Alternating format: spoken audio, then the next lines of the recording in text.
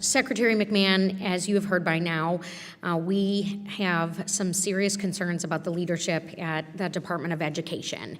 As we all know, the President of the United States is in China at this moment, meeting with our adversaries and putting Michigan's auto manufacturing sector at risk. Earlier this year, he told a crowd of people in my home state that we should just let China come on in and sell Chinese cars in the United States. It's unmanageable. At a time when our economy is changing and the president is attempting to undermine one of our nation's most important industries, we cannot be making it harder for Michigan workers to compete. Secretary McMahon, your attempts to shutter the department will cause chaos for career and technical education in our country.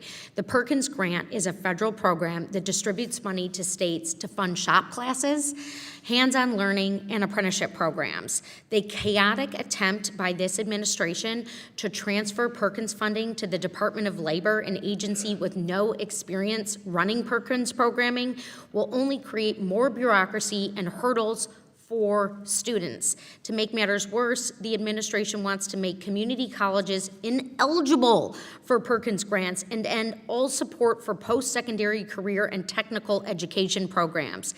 It's going to be a huge blow to a critical piece of our workforce development pipeline in Michigan. At a time when millions of Americans are joyfully choosing to work with their hands and pursue careers in the trades, we need to invest in programs that teach valuable skills and offer paths to the middle class with good paying jobs. Madam Secretary, can you explain how eliminating federal support for Perkins career and technical education funding at community colleges helps better prepare students in my home state of Michigan for successful careers? Well, thank you very much. I can tell you that what I am seeing across the country is a kind of renewed cooperation between community colleges and our high schools. And in many areas, the programs that are being taught now in high schools, we eliminated shop class and vocational skill training from many of our schools for many years.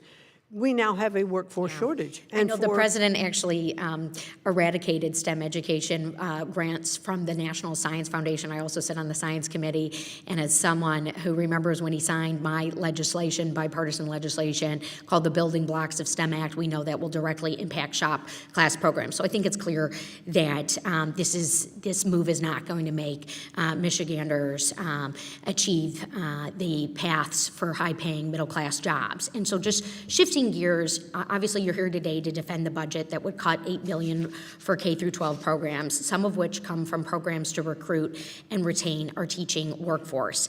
As you know, we are experiencing an urgent and increasing teacher shortage in my home state and frankly across the country. Over the past decade, the percentage of teaching vacancies in Michigan has tripled, according to a recent report from Michigan State University. It's no surprise why. The average salary for public school teachers in Michigan is at the starting level is $41,645, while the minimum living wage for an adult with one child is $62,245, according to the Economic Policy Institute. So, Secretary McMahon, at a time when we are losing teachers, why would we slash the program that we know works to recruit and train more of them?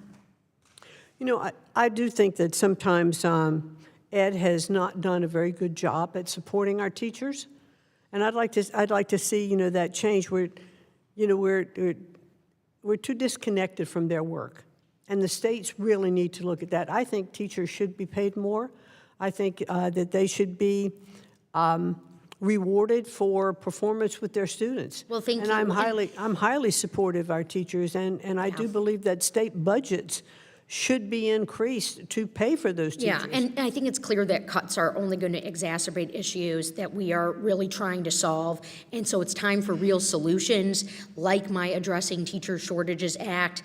It's not the time to be abandoning our nation's school districts. So I just want to be clear, Madam Secretary, I am opposed to the efforts to dismantle the Department of Education, and I urge you to change course. Our kids' futures depend on it. I yield back.